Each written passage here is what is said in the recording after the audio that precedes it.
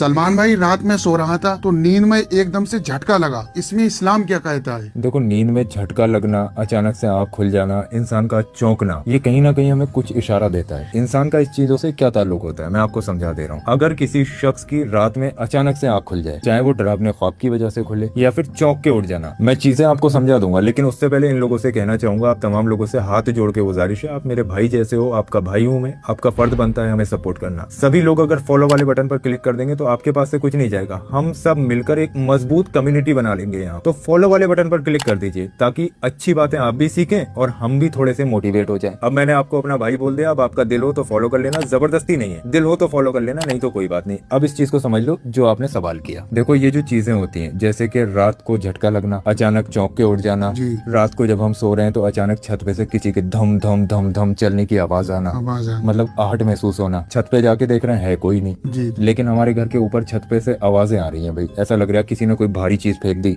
कुछ हो गया। तो ये जो चीजें हो रही, और एक चीज और मैं आपको बताऊं, इसमें एक चीज और आती है, जैसे कि हम कहीं पर अकेले में बैठे हुए हैं, छत पे बैठे हैं या फिर बंद कमरे में बैठे हैं, अचानक से हमें ये महसूस होना कि हमारे पीछे कोई है, आहट महसूस होना। कभी कभी तो देखो इत्तेफाक है, लेकिन अगर ये चीजें आपके साथ में लगातार हो रही है, अचानक से नींद में झटका लगना, जिन लोगों को ये होता है उनको मैं बता दूं, साइंस इसको हाइपर जैक का नाम देती है, ठीक है। लेकिन अगर इस्लाम के अकॉर्डिंग इसको देखा जाए तो नबी पाक सल्लल्लाहु अलैहि वसल्लम ने इरशाद फरमाया कि अच्छे ख्वाब जो होते हैं वो अल्लाह की तरफ से होते हैं और बुरे ख्वाब जो होते हैं वो शैतान की तरफ से होते हैं। तो जब भी तुम्हें बुरे ख्वाब नजर आए या अचानक चौंक के डर जाओ, अचानक आंख खुल जाए, नींद में झटका लग जाए, तो अल्लाह की पनाह मांगो। दूसरी चीज, जब भी आपके साथ में ऐसा हो, इस्तगफार करो उठते ही, अल्लाह को मत भूलना। डर तो है ही आपके दिल में, लेकिन बचाने वाला अल्लाह तबारक व तआला। अब दूसरी चीज मैंने आपको बताई, जैसे कि छत के ऊपर से आवाज आना, आहट आना, अगर ये चीजें आपके साथ में हो रही हैं तो ये साफ साफ इशारा करता है कि आपके घर के अंदर जिन्नाती असर है। इसके लिए भी हमें सॉल्यूशन है, ऐसा नहीं है कि किसी चीज का कोई सॉल्यूशन नहीं है। जिसके घरों में अचानक से आवाजें आ रही हैं, चौंक के उठ रहे हो, घर के लोग परेशान हो रहे हैं, तो उन लोगों को चाहिए कि वो सबसे पहले तो अल्लाह पाक से तौबा करें,